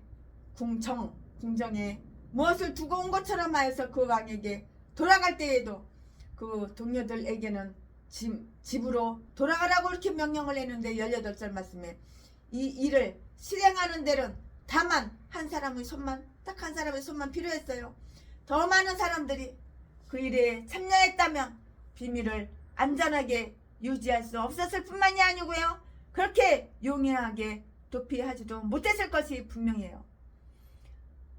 둘째로 그는 길갈 근처 형상을 새기는 난 외에는 이렇게 읽고 있는데요. 여기서부터 돌아왔는데요. 19절 말씀에 여기서 말하는 길갈은 아마 여호수아가 세운 12개의 돌과 모압인들이 세운 돌이 있는 것이라고요. 이 우상들이 서 있는 광경을 보자 에훗에게는 에글론을 죽이고 싶은 분노가 일어났다고 이렇게 볼 수밖에 없어요. 그래서 만일 그런 광경을 보지 못했더라면 그 계획을 당분간 보류했으리라고 이렇게 생각을 해요. 혹은 아마도 그가 이러한 새긴 형상들이 있는 데까지 왔다가 돌아가서 에글론에게 자기가 어디서 돌아왔는지 말했기 때문에 모압 왕은 그가 하나님으로부터 어떤 메시지를 받았는지도 모른다고 이렇게 볼 수가 있어요. 쉽게 믿을 수 있었을 것이라고 생각해요. 셋째로 그는 사사로이 들려줄 이야기가 있다고 청했는데요. 여기에서 서늘한 다락방이라 불리는 밀실에서 그 이야기를 들어줄 것을 청했다고요. 그는 왕에게 은밀한 일을 고할 것이 있다고 말했고요. 왕은 함께한 모든 사람들에게 물러가도록 이렇게 명령했어요. 19절 말씀에. 그는 신탁을 통하여 어떤 사사로운 교훈을 받기를 기대했던지 혹은 마치 에후이 이스라엘을 반역할 것 같이 여겨져 현 이스라엘 국가에 관한 정보를 얻을 것을 기대했을 것이 분명해요. 그러나 그가 적으로 간주할 수 있는 충분한 근거가 있는 외방 사람과 전혀 홀로 있었다는 것은 대단한 현명하지 못한 똥대가리 전응아, 대단히 현명하지 못한 일이었다고요. 생각을 잘못한 거야. 그러나 파멸되기로 낙인된 자들은 얼이 빠지는 법이에요. 아니 멍청해도 이렇게 멍청할 수가 있어? 그들이 마음의 눈은 총명을 잃게 된다고요. 이 눈만 이게 보이는 게 이게 두 눈만 눈이 아니야. 마음에도 눈이 있고 생각에도 눈이 있는 거야. 그들이 마음의 눈은 총명을 잃어버린 거예요. 마음의 눈이 바보가 된 거야. 마음의 눈이 총명이 없어 하나도. 그러니 될 게 뭐가 돼? 다 망하지. 그들이 마음의 눈은 총명을 잃게 된다고요. 하나님은 그들이 분별력을 파멸시켜버려요. 그러니까 분별력이 없는 거야. 똥대가리가 된 거야. 분별력이 아무것도 없어. 하나님께서 분별력을 파멸시켜버렸다고. 마음의 눈이 똥이야 똥. 그러니 뭘 봐. 무슨 분별력이 있어. 그들의 마음의 눈은 총명을 잃게 됐어. 그들이 마음의 눈은 총명을 잃게 된다고. 하나님은 그들이 분별력을 다 파멸시킨다고. 파멸. 그와 단둘이 있게 되자마자 에봇은 신속히 그를 해쳤어요. 해쳤어. 아 여기 오른쪽 허벅지에다가 칼을 하나 찼잖아. 그가 안일과 사치를 탐닉하던 서늘한 다락방에 그의 사형 집행장이 되었어. 사형 집행장이 되었다고. 에봇은 하나님의 명을 받들어 왕에게 고할 일이 있다고 했어요. 20절 말씀에 그 명령이란 바로 뭐야? 그 명령이 바로 칼이야. 칼로 쑤셔 죽이려고. 칼로 찔러 죽이려고. 그 명령이란 바로 칼이었어요. 하나님은 우리에게 당신의 입의 심판은 물론 그의 손의 심판도 내리시는데요. 에글론은 하나님의 명의 경의를 표하고요. 비록 왕이고 이교도의 왕이며 부유하고 권력이 있고 지금은 하나님의 백성에 대하여 복종을 베풀고 있으며 또 쉽게 일어서거나 오래 서 있을 수 없을 만큼 거북스럽게 비대하며 또 사사롭고 감시하에 있지 않음에도 불구하고 하늘로부터 오는 어떤 명령을 듣기를 기대했을 때 그는 자리에서 일어섰다고. 그 자리가 낮고 아니한 것이었던지 높고 이품 당당한 것이었던지 간에 그는 그 자리를 벅차고 하나님이 그에게 말씀하시려고 했을 때는 일어섰어요. 그것을 보아 그는 하나님은 자기보다 위에 있음을 인정하고 있었어요. 이것은 그리스도인들이라고 불리우는 많은 사람들이 불소를 부끄럽게 해요. 그런 그리스도인들은 하나님의 메시아가 전달될 때에도 부주의한 태도로 간망하고 여기서 이렇게 간망하는 거야. 간망하고 얼마나 그것을 소홀하게 대하였는가. 하나님의 명을 행해야 할 그 소명을 받은 에봇은 분명하게 하나님의 사명이라고 이렇게 공언해요. 하나님께서 에글론을 일으켜 세우고자 한 것은 그 사명을 확인하고 처형을 용이하게 하기 위함이에요. 처형할 것은 처형해버려야 되는 거야. 단칼에 처형해버리는 거예요. 처형할 때 용이하게 하기 위함이었다고. 그 명령은 그의 귀에 전달된 것이 아니라 곧바로 또 글자 그대로 심장에 전달되었어요. 곧 필살의 칼이 그의 심장에 꽂혀 버린 것이라고요. 21절 22절 말씀에 그는 지나치게 비대하여 항거하거나 얼마나 처먹었으면 뚱뚱해가지고 살이 드럭드럭 쪄가지고 비계가 그냥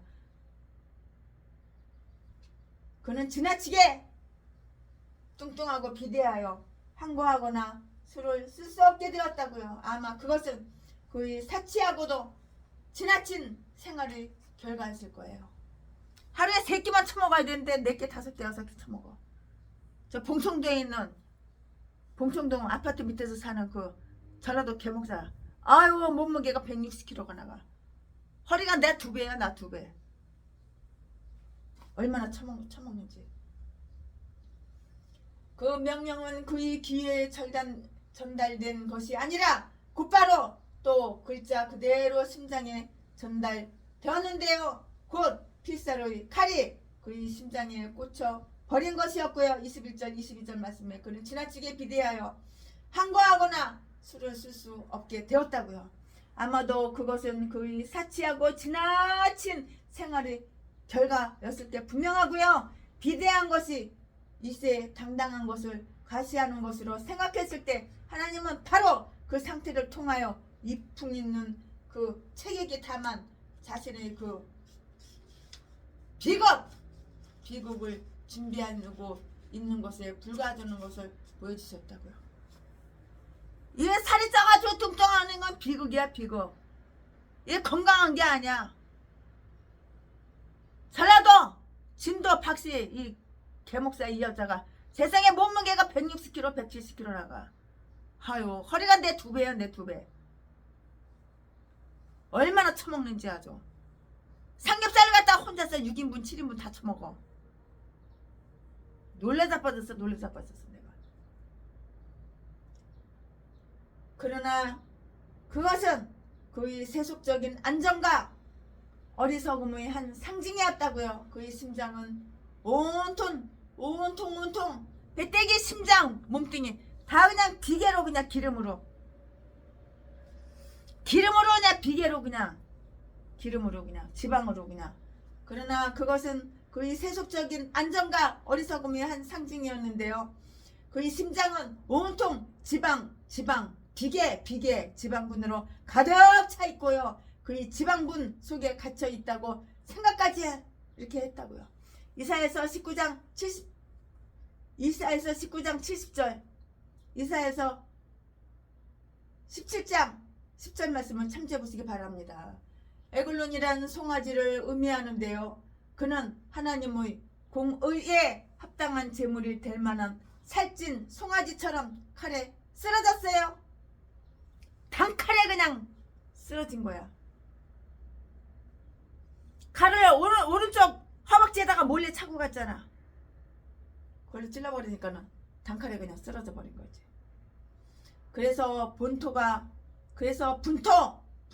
나왔다는 것이 특기되어 있는데요. 이것은 이 교만한 폭군의 죽음은 더욱 불명예스럽고 수치스러운 것으로 생각해 준다고요.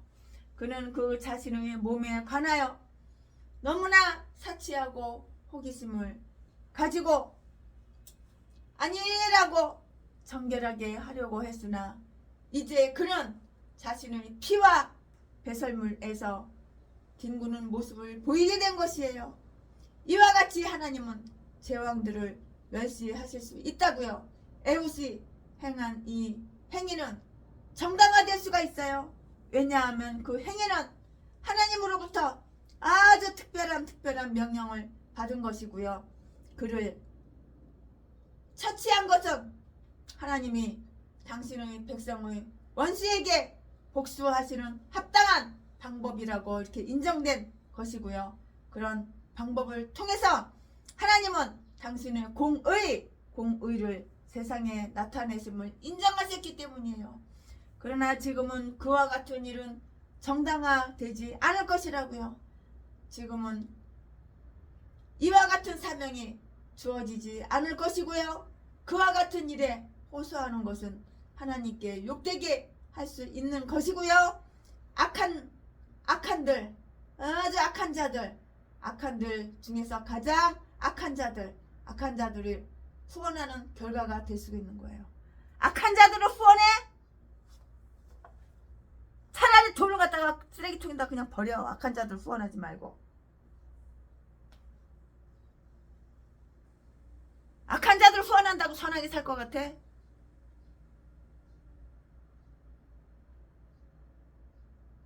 그와 같이 일에 호소하는 것을 하나님께 욕되게 할 수 있는 것이며 악한 자들 중에서 가장 악한 자들을 후원하는 결과가 될 수가 있는데요. 그리스도는 베드로에게 칼을 칼집에 넣으라고 이렇게 명령하셨을 뿐 그에게 그것을 다시 뽑으라고 명령한 사실은 볼 수가 없어요.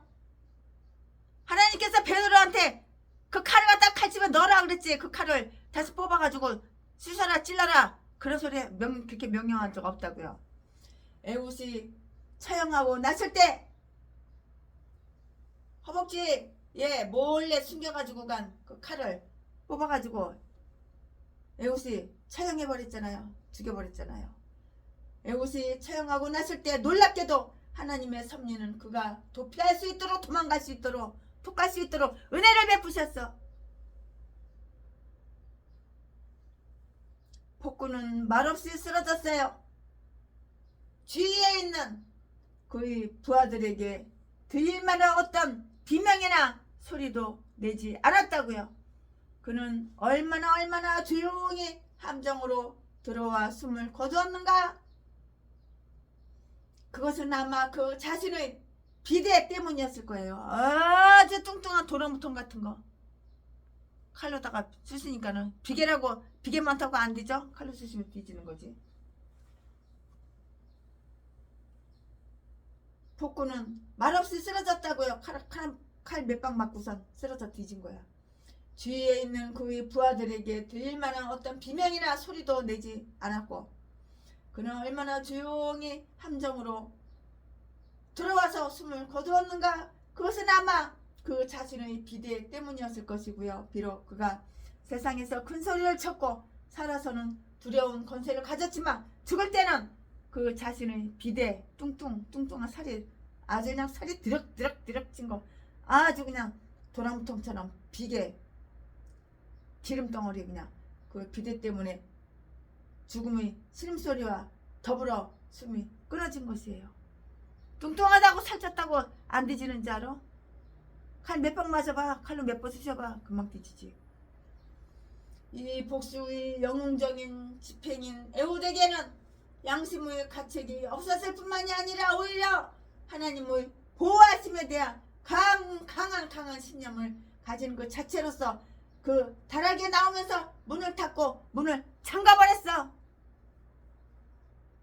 그리고는 전혀 어떤 낌새를 채지 못할 만큼 대담하고 아무 일도 없었던 모습으로 그 수비 구역을 통과하는 거야. 수비 구역을 통과하는 거야. 아무 일도 없었어. 나는 칼로 사람 쑤셔가지고 찔러가지고 죽였는데 톡하는 거야. 그게 아니고 아무 일도 없었던 것처럼 천 탁탁 탈고 싹싹싹싹싹 톡하는 거야.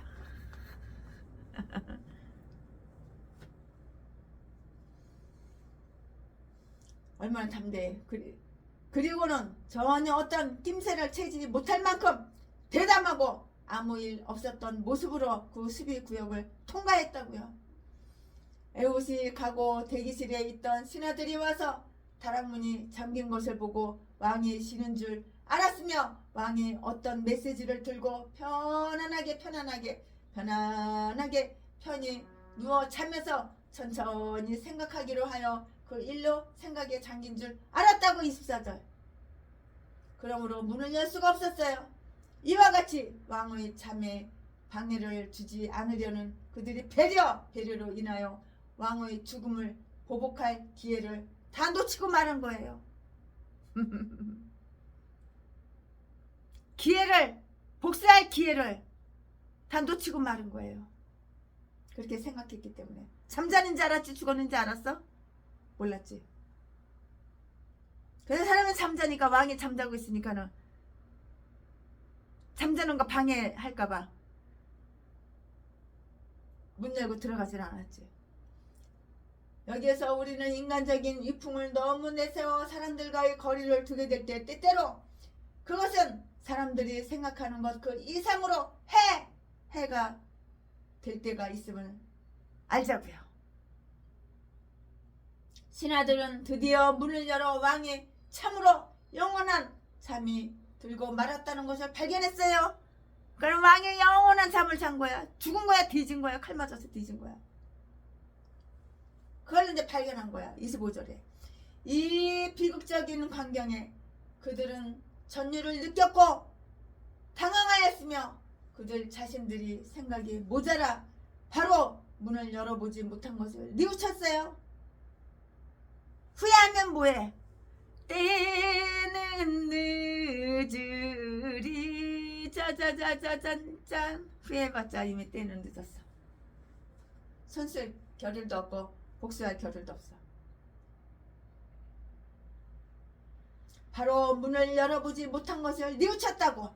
그리고 그 일을 자행한 자를 잡기 위해서 수적자들을 보낼 생각이었으나 이미 그를 그 나라가 잡는다는 것은 절망적이었어요. 톡갈대로 톡가는데 어떻게 잡아?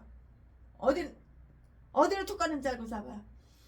마지막으로 에옷은 이 일을 한 후 울창한 수비란 의미를 가진 스미라는 곳으로 피했어요. 26절에. 이 이야기에는 당시에 에글론이 살고 있던 곳이 어느 곳인지 말한 곳이 없는데요. 그러나 에옷이 요단강을 지났다거나 다시 건넜다는 말이 언급되어 있지 않는 것을 볼 때 에글론은 요단 건너편 시편에 있는 모압의 점령지에 있었다고 나는 최순애 목사는 이렇게 생각하고 싶어요. 설교 준비하면서 이렇게 생각하고 싶어요. 강의 설교 준비하면서 그렇게 생각하고 싶어요.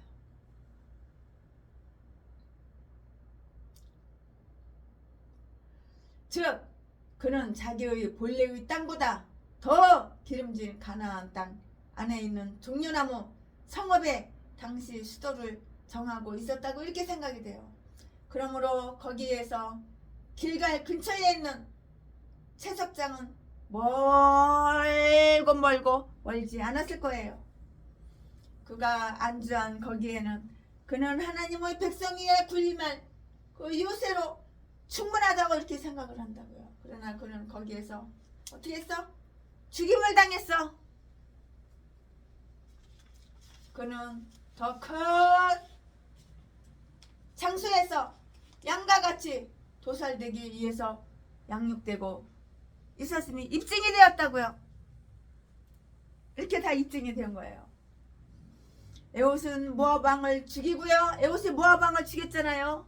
칼을 갖다가 허벅지에, 오른쪽 허벅지에 몰래 차고 들어가서 에옷은 모압 왕을 죽이고요.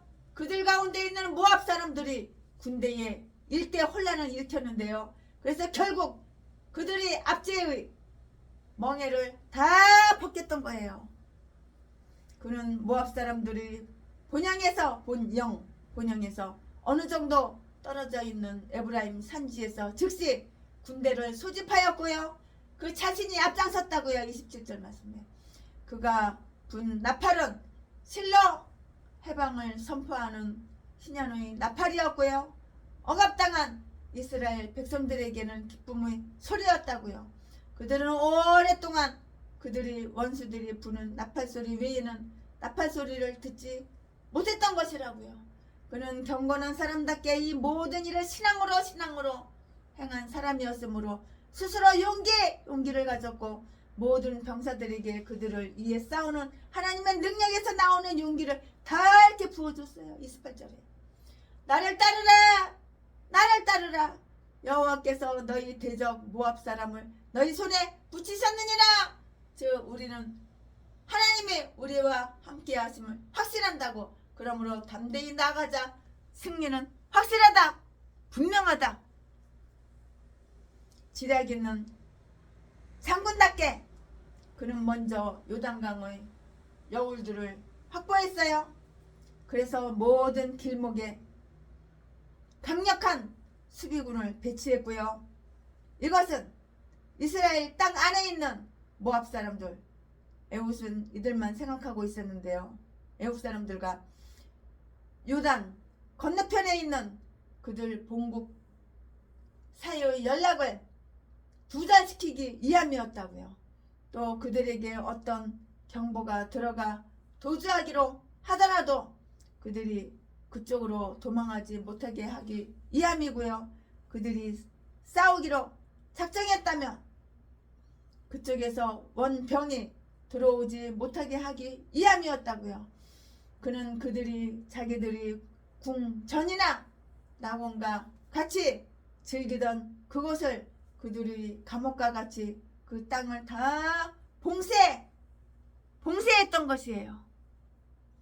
그는 그들을 습격하여 그들 중 1만 명을 칼로다가 싹 1만 명을 칼로다가 싹 다 베었어. 싹 칼로다가 베버렸어. 이 숫자는 아마 이스라엘을 속국으로 유지하기 위하여 파견된 병력의 인원수인 것이 맞아요. 29절에. 그러나 한 사람도 피하지 못했는데 이들은 모압의 모든 군인들 가운데서 가장 우수하고 뛰어난 자들이었고 모두 원기 왕성하고 큰 몸집에 아주 건장한 자들이었으며 또 신체상으로 모든 것이 구비되었을 뿐만이 아니라 높은 사기도 가졌으며 아주 용맹스러운 자들이었다고 29절 말씀이에요. 그러나 그들의 강함과 용기도 하나님이 그들을 이스라엘 손에 붙이실 때는 아무런 소용이 없어요. 아무리 강해도 아무리 용기 있어도 하나님께서 붙이면은 아무런 소용이 없는 거예요. 헛방 헛일. 이 승리의 결과로 이스라엘 경내에서 모압의 세력은 완전히 붕괴되었던 것인데요. 그들은 이제 이 땅에서 압제자들을 말끔히 씻게 되었고요. 그래서 그 땅에 80년 동안 태평하였다고요. 30절 말씀이에요. 우리는 그동안 선한 역할을 계속한 에훗의 영향력으로 인하여 우상 숭배를 중단하고 이스라엘에게 어떤 개혁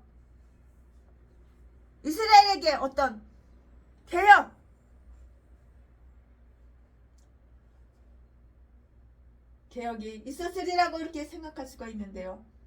80년 동안이란 그 땅의 평화는 긴 시간이었어요. 그러나 하늘나라의 가나안에서 얻을 성도들이 영원한 안식에 비교한다면 무엇이 긴 시간이겠는가? 80년 80년 동안이면 참 긴 시간인데 그래도 하늘나라의 가나안에서 얻을 성도들이 영원한 안식에 비교하면 80년도 어떻게 긴 시간이냐 그 말이겠죠. 네. 아멘. 지금부터는 설교 제목이 바뀌어요. 본문 말씀이 바뀌어요. 지금부터 설교 제목은 삼갈의 공적. 본문 말씀은 사사기 3장 31절. 에훗의 후에 아낫의 아들 삼갈이 사사로 있어 소 모는 막대기로 블레셋 사람 600명을 죽였고 그도 이스라엘을 구원하였더라. 아멘. 야 대단해. 소를 모는 그 막대기로다가 세상에 아이고 기가 막혀 600명을 죽여버렸어. 칼도 아니고 총도 아니고 세상에 그 막대기 소를 모는 그 막대기 하나로다가 아이고 누가? 삼갈이 사람 이름이에요. 아멘. 요거 31장 본문 말씀 요거 한 개밖에 없어요. 오늘 본문 말씀은 사사기 3장 31절 요거 딱 한 절밖에 없어요. 지금부터 설교 제목은 삼갈의 공적. 네. 80년 동안 그 땅이 태평했다고 하는 이 말은 모압 사람들에 의하여 억압을 받던 요단 동편에 있는 그 땅을 주로 말하는 것이라고 이런 생각이 들어요. 이렇게 생각이 들어요. 그러나 여기에 있는 본문상으로 보면 남서쪽에 있는 요단 이편 쪽에서도 그 당시에는 블레셋 사람들로 말미암아 피해를 받고 있었다고요. 그런데 삼갈이 바로 그들을 대항하여 막아냈던 것이에요. 이스라엘에는 구원이 필요했던 것처럼 보이는데요. 왜냐하면 그가 이스라엘을 구원했다고 이렇게 했기 때문이고요. 후에 드보라가 너의 노래에서 아남의 아들 삼갈의 날에는 대로가 비었고 행인들은 서로로 다녔도다 5장 6절라고 이렇게 언급한 것을 보면 그들이 곤혹이 얼마나 컸던가를 알 수가 있어요. 블레셋 변방에 있는 지방에는 사람들이 안전하게 도로로 여행할 수 없을 만큼 약탈이 아주 극심했었다고요. 그런 곳에는 위험이 아주 컸어요. 얼마나 위험해요. 약탈하고 그러는데 얼마나 위험해요. 그런 거에는 위험이 컸다고요. 약탈이 심하여 방비되어 있지 못한 마을에서는 감히 살아갈 수도 없었고요. 다만 요새화된 성읍들 중에만 안전을 얻을 수가 있어요. 그 요새 사람 숨기, 요새로 사람 숨기가 좋지요. 요리 숨고 조리 숨고 요리 숨고 사람 숨기가 좋은 곳 요새. 다만 요새화된 성읍들 중에만 안전을 얻을 수가 있다고요. 숨으니까. 약탈이 심하여 방비되어 있지 못한 마을에서는 감히 살아갈 수도 없었고, 다만 요새화된 성읍들 중에만 안전을 얻을 수가 있었다고요. 하나님은 이스라엘을 구원하기 위해서 상가를 세우셨어요. 하나님께서 이 상갈이라는 남자를 왜 세우셨을까? 이스라엘을 구하려고. 이때는 에봇이 생존해 있긴 했으나 완전히 노쇠했을 때로 생각이 되는데요. 적군의 수요는 너무나 작았으므로 이들 중 600명을 죽임으로써 이스라엘을 구원할 수 있게 되었는데요. 그는 소를 몰 때 쓰는 그 막대기로 그렇게 많은 적 원수를 죽였어. 야, 소를 모는 막대기 그 하나로다가 그 원수 적을 갖다가 600명이나 죽여버렸어. 야, 대단하지 않나요? 대단하죠. 총도 아니고 칼도 아니고. 야, 그들 중 600명을 죽임으로써 이스라엘을 구원할 수가 있게 되었더고요. 그는 소를 몰 때 쓰는 막대기로 그렇게 많은 적 원수 600명을 죽였다고요. 어떤 사람들은 그 막대기를 보습이라고 하기도 하는데요. 블레셋 사람들이 그 땅을 약탈하려고 침략해 왔을 때 아마 그는 보습으로 밭을 갈고 있었을 것이에요. 그때 하나님은 그의 심중의 마음속에 그들을 대항할 마음을 주시고요. 돌변적이고 강한 충동을 주셨을 것이라고요. 이렇게 생각한 마음도 하나님이 주시는 거야. 용기도 하나님이 주시는 거야. 그 소를 모는 막대기로 원수 적을 600명이나 죽이고 싶은 마음도 누가 주셨겠어? 하나님이 그 마음을 주신 것이라고요. 그의 심중에 그들을 대항할 마음을 주시고 돌변적이고 강한 충동을 주셨다고 하나님이.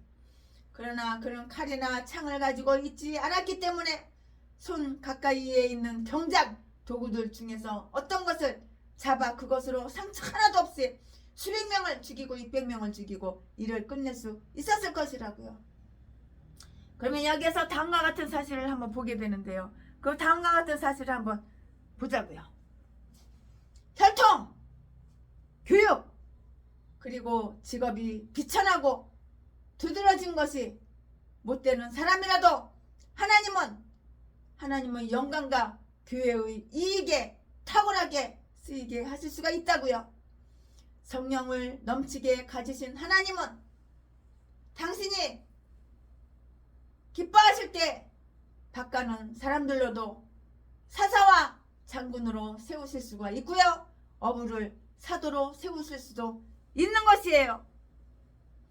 아무리 약한 무기라도 하나님이 그 팔을 지휘하시고 힘주시면 조금 더 문제가 될 바 없어요. 아무것도 문제 될 바 없어요.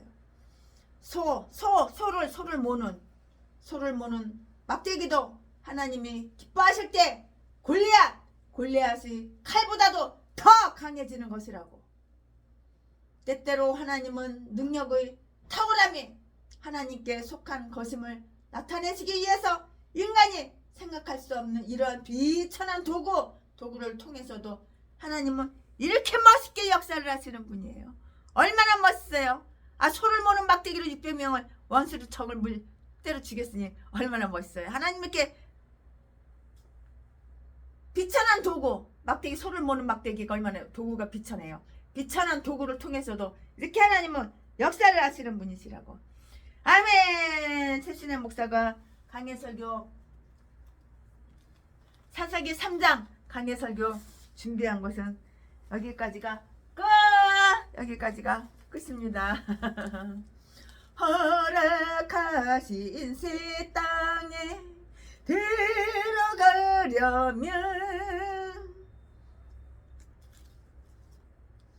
맘의 준비다여 힘써 일하세.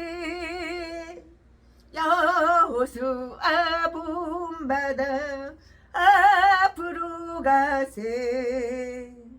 우리 고할 처소는 주님 품일세. 시험만난 당해도 낙심 말고서 맘의 걱정 버리고 힘써 일하세. 여호수아 본받아 앞으로 가세. 우리 거할 처소는 주님 품일세. 시험만난 당해도 낙심 말고서 맘의 걱정 버리고 힘써 일하세. 여호수아 본받아 앞으로 가세. 우리 거할 처소는 주님 품일세. 앞서가신 예수님 바라보면서 모두 마음을 아파요 힘써 일하세. 여호수아 본받아 앞으로 가세. 우리 거할 처소는 주님 품일세. 우리 거할 처소는 주님 품일세. 예, 그렇습니다. 우리 거할 처소는 주님 품. 우리 거할 처소는 주님 품일세. 아멘 아멘.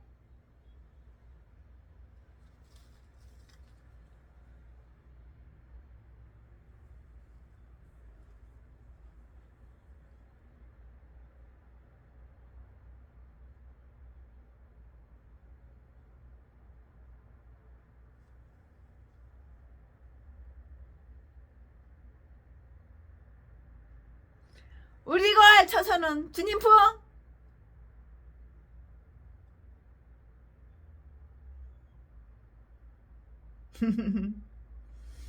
우리 거할 처소는 주님 품. 우리 거할 처소는 주님 품.